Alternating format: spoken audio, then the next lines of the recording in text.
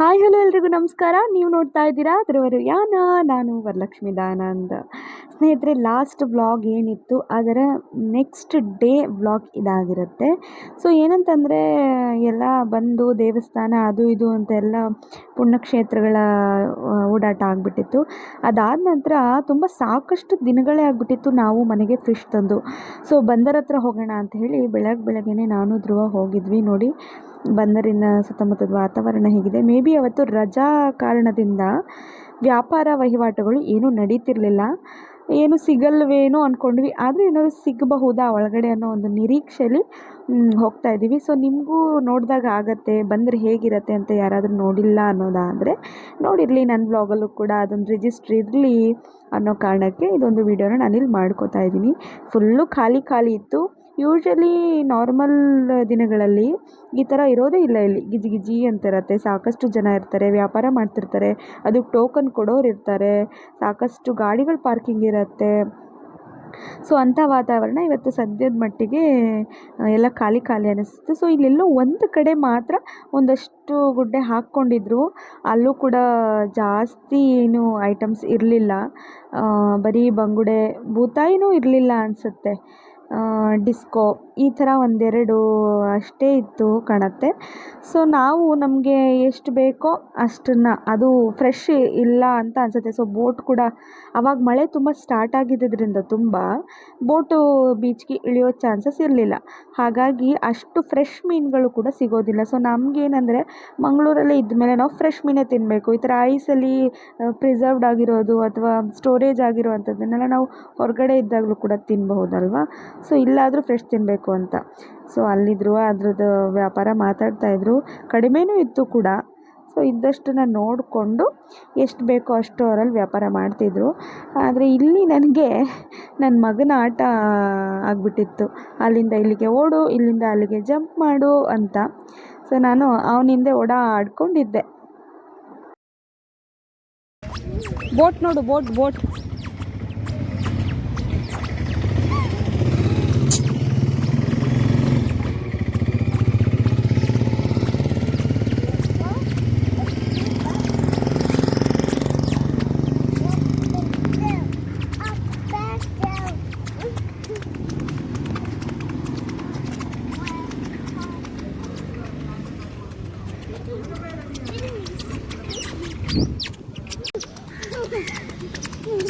ಪಾಪ ಊಟ ತಿಂಡಿ ಎಲ್ಲ ಮುಗಿಸಿ ನೆಕ್ಸ್ಟು ಇರೋ ಒಂದು 2-3 ದಿನ ವೇಸ್ಟ್ ಆಗಬಾರ್ದು ಅನ್ನೋ ಕಾರಣಕ್ಕೆ ಬೀಚ್ಗಂತೂ ಇಳಿಯೋಕ್ಕಾಗಲ್ಲ ಅನ್ನೋದು ಗೊತ್ತಿತ್ತು. ಆದರೆ ನೋಡೋಣ ಸಾಧ್ಯತೆ ಇದೆಯಾ ಅಂತ ಅನ್ನೋದಕ್ಕೋಸ್ಕರ ಆವಾಗ ಹೋಗಿದ್ವಿ. ನೆನಪಿರಲಿ ಸ್ನೇಹಿತರೆ, ಇದು ಕಳೆದ 1 ತಿಂಗಳಿಗಿಂತ ಮುಂಚಿನ ವಿಡಿಯೋ ಆಗಿರುತ್ತೆ. ಸೊ ಆಗಲೇ ಅಲ್ಲಿ ಬ್ಯಾರಿಕೇಡ್ ಹಾಕಿಬಿಟ್ಟಿದ್ರು, ಅಂದರೆ ಹಗ್ಗ ಕಟ್ಟಿದ್ರು. ನಾವು ನೀರಲ್ಲಿ ಇಳಿಯಲ್ಲ ಅನ್ನೋ ಒಂದೇ ಕಾರಣಕ್ಕೆ ನಮಗೆ ಸಣ್ಣದಾಗಿ ಅವಕಾಶ ಮಾಡಿಕೊಟ್ಟಿದ್ರು. ಆದರೆ ಖಡಾಖಂಡಿತವಾಗ್ಲೂ ನೀರಲ್ಲಿ ಆಟ ಆಡೋ ಹುಚ್ಚು ಗೀಳು ಯಾರಿಗೂ ನಮಗಿರಲಿಲ್ಲ. ಸೊ ಸುಮ್ಮನೆ ಬೀಚಲ್ಲಿ ಒಂದಷ್ಟು ವೀಡಿಯೋ ಮಾಡ್ಕೊಳ್ಳೋಕ್ಕೋಸ್ಕರ, ಅದು ಅವಾಗಿನ್ನೂ ಏನಂತಾರೆ, ಸ್ವಲ್ಪ ಅಲೆಗಳ ರಭಸ ಜಾಸ್ತಿ ಆಗಿತ್ತು. ನನಗೂ ಧ್ರುವನ್ಗೆ ಅಂತೂ ಅಲ್ಲೆಲ್ಲ ಹೋಗೋಕ್ಕೆ ಮಾಡೋಕ್ಕಂತ ಏನಂತ ಇಂಟ್ರೆಸ್ಟ್ ಇಲ್ಲ. ಯಾಕಂದರೆ ನಾವು ಇಲ್ಲೇ ಇರ್ತೀವಲ್ಲ, ಅದೇನೋ ಅಂತ ಆಸಕ್ತಿ ಬರೋದಲ್ಲ, ಬರೋರಿಗೋಸ್ಕರ ಅಷ್ಟೇ. ಇಲ್ಲಿ ನೆಕ್ಸ್ಟು ನಾವು ಫಸ್ಟ್ ಅಲ್ಲಿ ಹೋಗಿದ್ದು ಸೋಮೇಶ್ವರ ಅಲೆ ಸೆಳೆತನೂ ಜಾಸ್ತಿ ಇತ್ತು, ಮತ್ತು ಅಲ್ಲಿ ಹೋಗೋಕ್ಕೆ ಸಾಧ್ಯತೆ ಕೂಡ ಇರಲಿಲ್ಲ. ಆದರೆ ಬರ್ತಾ ಉಳ್ಳಾಳ್ಗೆ ಹೋಗೋಣ ಅಂತೇಳಿ ಉಳ್ಳಾಳ್ ಬೀಚಿಗೆ ಬಂದ್ವಿ. ಅಲ್ಲಿ ಪರವಾಗಿಲ್ಲ, ಅಲ್ಲಿ ಬೀಚ್ ಸಮೀಪದವರೆಗೂ ಹೋಗೋಕ್ಕೆ ಅವಕಾಶ ಇತ್ತು, ಜನನೂ ಬರ್ತಾಯಿದ್ರು. ಅದೇ ನೀರಿಗೆ ಮಾತ್ರ ಇಳಿಬಾರ್ದು, ಆ ಒಂದು ಭದ್ರತೆನ ನಾವು ತಲೆಯಲ್ಲಿ ಇಟ್ಕೊಂಡು ಯಾರು ಆ ಥರ ಎಲ್ಲ ಏನಂತಾರೆ, ಅನವಶ್ಯಕ ಸಾಧನೆಗಳನ್ನು ಮಾಡೋದು ನಮ್ಮಲ್ಲೂ ಯಾರಿಗೂ ಯೋಚನೆ ಇರಲಿಲ್ಲ. ಸೊ ಸುಮ್ಮನೆ ಆ ವಾತಾವರಣನ, ಆ ಒಂದು ಅದ್ಭುತ ಏನಂತಾರೆ ಅಲೆಗಳನ್ನ ಕಣ್ಮನ ಸೆಳ್ಕೊಳ್ಳೋದಷ್ಟೇ ಉದ್ದೇಶ ಆಗಿತ್ತು. ಸೊ ಆದಷ್ಟು ಅಲ್ಲಿ ಎಂಜಾಯ್ ಮಾಡ್ತಾ ಪಾಪು ಜೊತೆ ಒಂದಷ್ಟು ಒಳ್ಳೆಯ ಸಮಯನ ಕಳೀತಾ ಇಲ್ಲಿ ನಮ್ಮ ಅಣ್ಣ ನೋಡಿ, ಒಂದು ಗಾಗೈ, ನಮ್ಮ ಪಾಪು ಹೇಳ್ತಾನೆ ಹಾಗೆ ಗಾಗೈ, ಒಂದು ದೆವ್ವನ ಬಿಡಿಸ್ಕೊಂಡು ಕೂತಿದ್ದಾರೆ ಮಾಡಿಕೊಂಡು. ಮತ್ತು ಮಮ್ಮಿ, ಚಿಕ್ಕಮ್ಮ ಮತ್ತು ತಂಗಿ ಎಲ್ಲ ಅವರೇ ಎಲ್ಲ ಮಕ್ಕಳ ಥರ ಆಟ ಆಡಿಕೊಂಡು ಮಣ್ಣಲ್ಲೆಲ್ಲ ಗುಡ್ಡೆ ಮಾಡಿಕೊಂಡು ಎಂಜಾಯ್ ಮಾಡ್ತಾಯಿದ್ರು, ಫೋಟೋ ವೀಡಿಯೋ ಅಂತೆಲ್ಲ ಮಾಡಿಕೊಂಡು.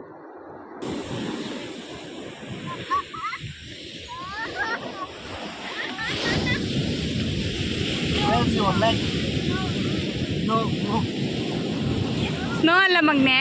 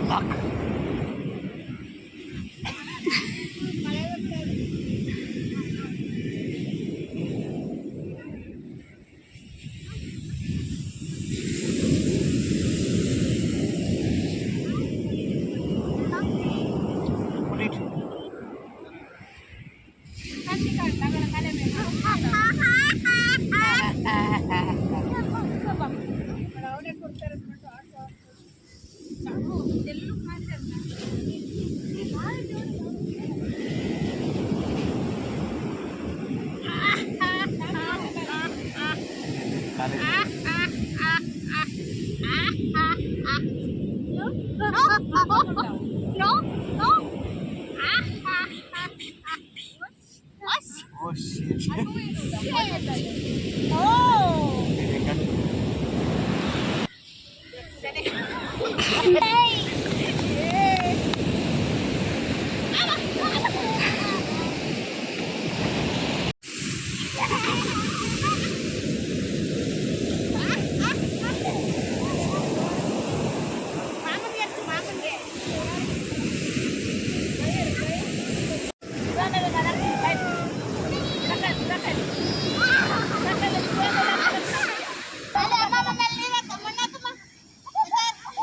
ನಿನ್ನ ಮಮ್ಮಿ ಹೇಳ್ಕೊಡ್ತಾರೆ ನೋಡಿ ಯಾವ ಥರ.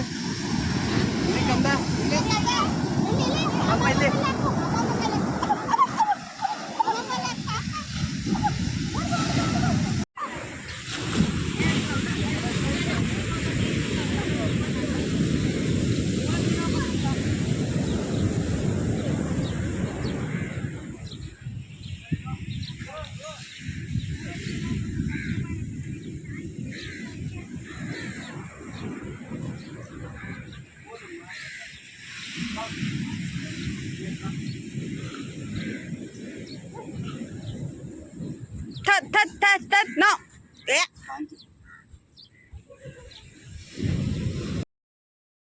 ಇದೆಲ್ಲ ನೋಡೋಕ್ಕೆ ಎಷ್ಟು ಚೆನ್ನಾಗಿ ಅನಿಸುತ್ತೆ ಅಲ್ವಾ. ಈ ಬ್ಲಾಗ್ ಕಂಪ್ಲೀಟ್ಲಿ ಮಾವ ಮತ್ತು ಅಳಿಯನ ಒಂದು ಸಂಬಂಧ, ಪ್ರೀತಿಗೆ ಸಂಬಂಧಪಟ್ಟ ಹಾಗಿದೆ. ನನಗಂತೂ ಸಿಕ್ಕಾಪಟ್ಟೆ ಇಷ್ಟ ಆಯಿತು. ಆ್ಯಂಡ್ ಆ ದಿನ ತುಂಬಾ ಅದ್ಭುತವಾಗಿತ್ತು ಕೂಡ. ಸೊ ಬೀಚಲ್ಲೆಲ್ಲ ಆಟಾಡಿ ಕಡೆಗೆ ಮನೆಗೆ ಹೋದ್ವಿ. ಮನೆಗೆ ಹೋದ್ಮೇಲೆ ನೆಕ್ಸ್ಟ್ ಏನಾಯಿತು ನೀವೇ ನೋಡಿ ಬನ್ನಿ.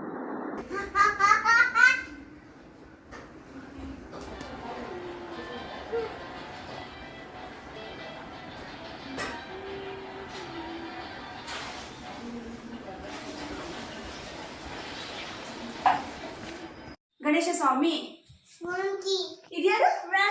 ರಾಜಿ ಅಲ್ಲ, ಮರ್ಯಾದೆ ಕೊಟ್ಟು ಮಾತಾಡ. ರಾಜಿ ಅಜ್ಜಿ. ರಾಜಿ ಅಜ್ಜಿ ಯಾರದು? ಇದ್ಯಾರು? ಸ್ವಾಮಿ ಇದ್ಯಾರು? ರಾಜಿ ಅಜ್ಜಿ. ಅಪ್ಪ ಇದ್ಯಾರು? ಸ್ವಾಮಿ ಇದ್ಯಾರು? ರಾಜಿ ಅಜ್ಜಿ. ಇನ್ನೊಂದ್ಸರಿ ಇದ್ಯಾರು? ಸ್ವಾಮಿ ಇದ್ಯಾರು? ಅಜ್ಜಿ. ರಾಜಿ ಅಜ್ಜಿ. ಯಾರದು? ಅಪ್ಪ ಯಾರದು? ಆಯ್ತು, ಅದ್ಯಾರು? ರಾಜಿ. ಅವರು ಸ್ವಾಮಿ, ಇವರು ರಾಜಿ ಅಜ್ಜಿ. ಅನ್ಬೇಕು, ರಾಜಿ ಅಲ್ಲ, ರಾಜಿ ಅಜ್ಜಿ. ಸ್ವಾಮಿ, ಇವರು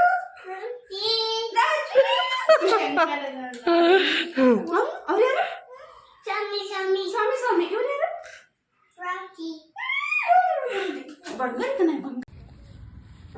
ಸೊ ಹೀಗೆ ಮನೆಯಲ್ಲಿ ನನ್ನ ಮಗ ಇತ್ತೀಚೆಗೆ ಹೊಸದಾಗಿ ಕನ್ನಡ ಪದಗಳನ್ನ ತುಂಬ ಅಚ್ಚುಕಟ್ಟಾಗಿ ಮುದ್ದಾಗಿ ಅವನ ಮುದ್ದಾದ ಬಾಯಲ್ಲಿ ಮಾತಾಡೋಕ್ಕೆ ಶುರು ಮಾಡಿದ್ದಾನೆ. ನನಗಂತೂ ಸಿಕ್ಕಾಪಟ್ಟೆ ಖುಷಿ. ಯಾವ ತಾಯಿಗೆ ತಾನೇ ಖುಷಿ ಇರಲ್ಲ ಹೇಳಿ. ಆ್ಯಂಡ್ ಇಲ್ಲಿ ಫ್ರೆಂಡ್ಸ್, ಇದು ಒಂದು 3 ಗಂಟೆ 4 ಗಂಟೆ ಸಮಯ ಅನಿಸುತ್ತೆ, ನನಗೆ ಎಕ್ಸಾಕ್ಟಾಗಿ ಸಮಯ ನೆನಪಾಗ್ತಿಲ್ಲ. ಒಂದು ದೊಡ್ಡ ಹಾವು, ಅದು ಏನಂತಾರೆ, ಕೆರೆ ಹಾವು, ಅದನ್ಸತ್ತೆ. ಆ್ಯಂಡ್ ಅದೊಂದೇ ಅಂತ ನಾವು ಅಂದ್ಕೊಂಡಿದ್ವಿ, ಅದು ಹೋಗ್ಬಿಟ್ಟಿತ್ತು ಒಳಗಡೆಗೆ. ನೋಡಿ ಆ ಬೈಟ್ನ ನೀವು ಕಂಪ್ಲೀಟಾಗಿ ಇಲ್ಲಿ ನೋಡ್ಬೋದು, ಅದು ಒಳಗೆ ಹೊರಟೋಗ್ಬಿಟ್ಟಿತ್ತು. ಸೊ ನಾವು ವಾಪಸ್ ಬಂದ್ವಿ, ಹೋಗ್ಬಿಡ್ತಲ್ಲ ಅಂತ ಅಂದ್ಬಿಟ್ಟು. ಎಲ್ಲ ಹೊರಗಡೆ ಹೋಗಿದ್ದು ಮಡ್ ಬೇಕಿತ್ತು, ಸ್ವಲ್ಪ ಪಾಟಿಂಗ್ ಮಾಡಬೇಕಿತ್ತು ಅಂತ ತರಕ್ಕೆ ಹೋಗಿದ್ವಿ. ತಂದು ಮನೆಗೆ ಬಂದು ಮತ್ತೆ ಮಾಡಿ ಮೇಲೆ ನೋಡ್ತಾ ಮತ್ತೆ ಅದೇ ಜಾಗದಲ್ಲಿ ಹಾವು ಕಾಣ್ತಿತ್ತು. ನಮ್ಮ ಮನೆಯಿಂದ ಅಲ್ಲಿ ಕಾಂಪೌಂಡ್ ಎದುರುಗಡೆ ಕಾಣುತ್ತಲ್ಲ ಆ ಜಾಗದಲ್ಲಿ. ಸೊ ಮತ್ತೆ ಅಲ್ಲಿ ಹೋಗಿ ನೋಡಿದ್ರೆ ಅದು ಮತ್ತೊಂದು ಹಾವನ್ನು ನುಂಗ್ತಿತ್ತು. ಅಂದರೆ ಅದರ ಆಹಾರ, ಅದರ ಮಾಮೂಲಿ ದಿನಚರಿಯನ್ನು ಅದು ಮಾಡ್ತಾ ಇತ್ತು. ಬಟ್ ನಮ್ಮಂಥ ಸಾಮಾನ್ಯರಿಗೆ ಅದು ಆಶ್ಚರ್ಯಕರನೂ ಹೌದು, ಭಯಭೀತನೂ ಹೌದು ಅಲ್ವಾ. ಸೊ ಒಂದು ವಿಶೇಷ ದೃಶ್ಯಾವಳಿ ಅಂದರೆ ತಪ್ಪಾಗಲ್ಲ. ನಮ್ಮಂಥವರಿಗೆ, ದಿನ ನೋಡೋರಿಗೆ ಅದೆಲ್ಲ ಏನು ಸಹಜವಾಗಿರುತ್ತೆ, ಹಾವಾಡಿಗರಿಗೆ, ಹಿಡಿಯೋರಿಗೆ ಅಂಥವರಿಗೆ. ನಮಗೆ ಅದೆಲ್ಲ ಗೊತ್ತಿರೋದಿಲ್ಲ ಅಲ್ವಾ. ಸೊ ನೋಡ್ಬೇಕಾದ್ರೆ ಬಹಳ ಭಯಾನಕವಾಗಂತ ಅನ್ನಿಸ್ತಿತ್ತು. ಬಟ್ ಅದರ ದಿನನಿತ್ಯದ ಆಹಾರ ಕ್ರಮನ ಅದು ಮಾಡ್ತಾಯಿತ್ತು. ಸೊ ಇಲ್ಲಿ ಕೆರೆ ಹಾವು ಮತ್ತೊಂದು ಹೆಬ್ಬಾವಿನ ಮರಿನ ನುಂಗ್ತಿತ್ತು. ಯಪ್ಪ, ಈ ಒಂದು ದೃಶ್ಯನ ನಾನು ತುಂಬ ದೂರದಲ್ಲಿ ನಿಂತ್ಕೊಂಡು ನೋಡಿದ್ದು. ನಾನು ಹತ್ರನೂ ಹೋಗಿಲ್ಲ. ಈ ವಿಡಿಯೋನ ನನ್ನ ತಂಗಿ ತೊಗೊಂಡಿರೋವಂಥದ್ದು. ಸೊ ನಾನು ಅದನ್ನು ನಿಮ್ಮ ಜೊತೆ ಶೇರ್ ಮಾಡ್ಕೋತಾ ಇದ್ದೀನಿ. ಫ್ರೆಂಡ್ಸ್, ಇದು ಪ್ರಕೃತಿಯ ಸಹಜ ನಿಯಮ.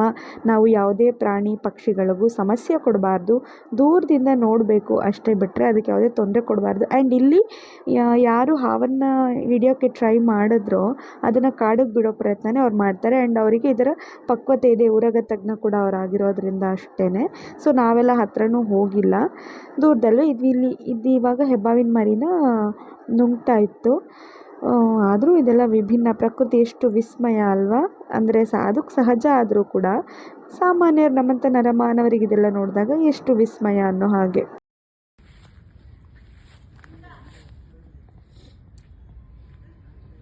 ಹತ್ರ ಬರ್ಬೋದು, ಏನು ಆಗಲ್ಲ, ಸತ್ತಿದೆ.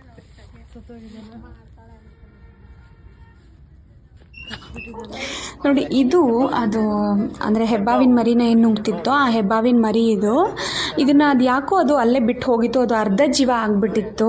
ಅದನ್ನು ಅವರು ಸುರಕ್ಷೆ ಮಾಡಿ ಮತ್ತೆ ಸರಿ ಮಾಡೋದಕ್ಕೆ ಸಾಧ್ಯ ಇರಲಿಲ್ಲ. ಅದನ್ನು ಆಹಾರಕ್ಕೋಸ್ಕರನೇ ಬಿಡಬೇಕಾದಂಥ ಪರಿಸ್ಥಿತಿ ಇತ್ತು. ಸೊ ಅದನ್ನು ಅವರಲ್ಲೇ ಬಿಡ್ತಿದ್ದಾರೆ. ನೆಕ್ಸ್ಟ್ ಆದರೆ ಅದಲ್ಲಿ ಇರಲಿಲ್ಲ. ನೆಕ್ಸ್ಟ್ ಮತ್ತೆ ಹಾವು ಬರುತ್ತೆ, ಬಂದು ಅದರ ಆಹಾರನ ಅದು ವಾಪಸಾತಿಯಾಗಿ ತೊಗೊಂಡು ಹೋಗುವಂಥದ್ದು. ಅದು ವಿಡಿಯೋ ಕೂಡ ನಿಮಗೆ ನೆಕ್ಸ್ಟ್ ಬೈಟಲ್ಲಿ ಬರುತ್ತೆ, ಮಿಸ್ ಮಾಡದೆ ನೋಡಿ. ಆ್ಯಂಡ್ ಏನು ಗೊತ್ತಾ, ನಾವಿವಾಗ ಅವುಗಳು ವಾಸವಾಗಿರಬೇಕಾದಂತಹ ಜಾಗದಲ್ಲೇ ಮನುಷ್ಯರು ಆಕ್ಯುಪೈ ಮಾಡ್ಕೊಬಿಟ್ಟಿದ್ದೀವಿ, ಆ ಜಾಗನೆಲ್ಲ ಆವರಿಸ್ಕೊಂಡ್ಬಿಟ್ಟಿದ್ದೀವಿ.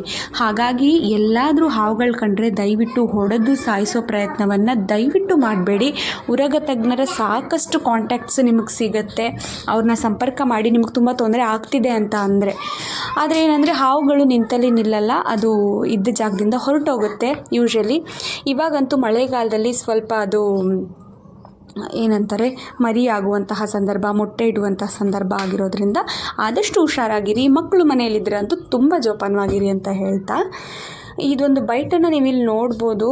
ಅದು ಎಷ್ಟು ಚೆನ್ನಾಗಿ ಕಾಣುತ್ತೆ ಅಂದರೆ ಕಣ್ಣೆದ್ರು ನೋಡೋಕ್ಕಂತೂ ನನಗಂತೂ ತುಂಬ ಭಯ ಆಗ್ತಿತ್ತು. ಯಾಕಂದರೆ ನನಗೆ ಮುಂಚೆಯಿಂದನೂ ಹಾವಂದರೆ ಸ್ವಲ್ಪ ಭಯನೇ. ಇಲ್ಲ, ಅದು ನುಂಗ್ತಾ ಇದೆ.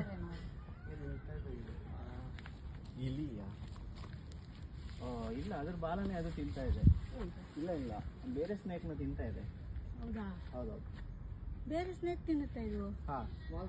ಹಾವಿಗೆ ಹಾವೇ ಫುಡ್. ಹ್ಞೂ ಹೌದು, ಬಾಲ ನೋಡು. ಬೇರೆ ಸ್ನೇಕ್. ಅಯ್ಯೋ, ಬೇರೆ ಹಾವು ಆದ್ರೆ ಹೆಬ್ಬಾವಿನ ತಿಂತಾ ಇದೆ. ಹೆಬ್ಬಾವಿನ ಮರಿ ತಿಂತಾ ಇದೆ. ಕೊಳಕಮಂಡಲ ಅಲ್ಲ, ಅದು ಹೆಬ್ಬಾವಿನ ಮರಿ. ಅದು ನೋಡಿದ್ರಾ? ಅದಕ್ಕೆ ಅದು ವಾಪಸ್ ಹೋಗಿರೋದು, ಒಂದು ತಿರುಗಿ ವಾಪಸ್ ಹೋಗಿರೋದು. ನಾನು ಇದನ್ನ ನೋಡ್ಲೇ ಇಲ್ಲ.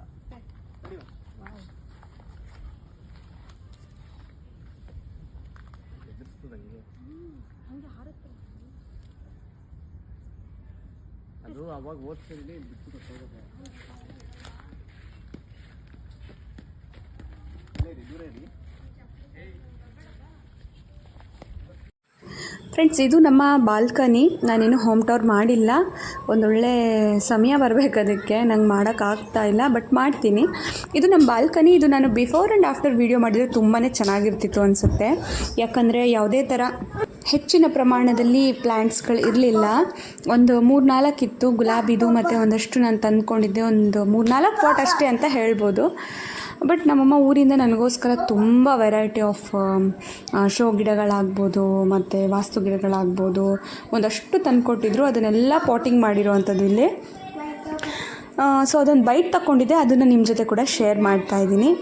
ಈ ಒಂದು ವಿಡಿಯೋ ನಿಮ್ಮೆಲ್ಲರಿಗೂ ಇಷ್ಟ ಆಗಿದೆ ಅಂತ ಭಾವಿಸ್ತಾ ಇದ್ದೀನಿ. ವಿಡಿಯೋ ಇಷ್ಟ ಆಗಿದ್ರೆ ಗೊತ್ತಲ್ಲ, like, share and comment. As usual subscribe ಮಾಡಿಲ್ಲ ಅಂದರೆ ದಯವಿಟ್ಟು ಚಾನಲ್ನ ಸಬ್ಸ್ಕ್ರೈಬ್ ಮಾಡ್ಕೊಂಡು ಸಪೋರ್ಟ್ ಮಾಡಿ ಅಂತ ಹೇಳ್ತಾ, ಗೊತ್ತಲ್ಲ ಮುಂದಿನ ಮತ್ತೊಂದು ವಿಡಿಯೋ ಜೊತೆಗೆ ನಾನು ನಿಮ್ಮನ್ನ ಭೇಟಿ ಮಾಡ್ತೀನಿ. ಅದು ಕೂಡ ನೀವು ಎಲ್ಲರೂ ಎಕ್ಸ್ಪೆಕ್ಟ್ ಮಾಡ್ತಿರೋ ಹಾಗೆ ವರಮಹಾಲಕ್ಷ್ಮಿ ವ್ರತದ್ದು. ಈ ಒಂದು ವಿಡಿಯೋನ ನಾನು ಇಲ್ಲೇ ಕೊನೆ ಮಾಡ್ತಾ ಇದ್ದೀನಿ. ಎಲ್ಲರೂ ನಗ್ನಗ್ತಾ ಇರಿ. ಕನ್ನಡಿಗರಾದ ನಾವು ಕನ್ನಡವನ್ನು ಹೆಚ್ಚು ಹೆಚ್ಚು ಪ್ರೀತಿಸೋಣ ಅಂತ ಹೇಳ್ತಾ, ಸ್ಟೇ ಟ್ಯೂನ್. ಧ್ರುವ ಯಾನ. ನಮಸ್ಕಾರ.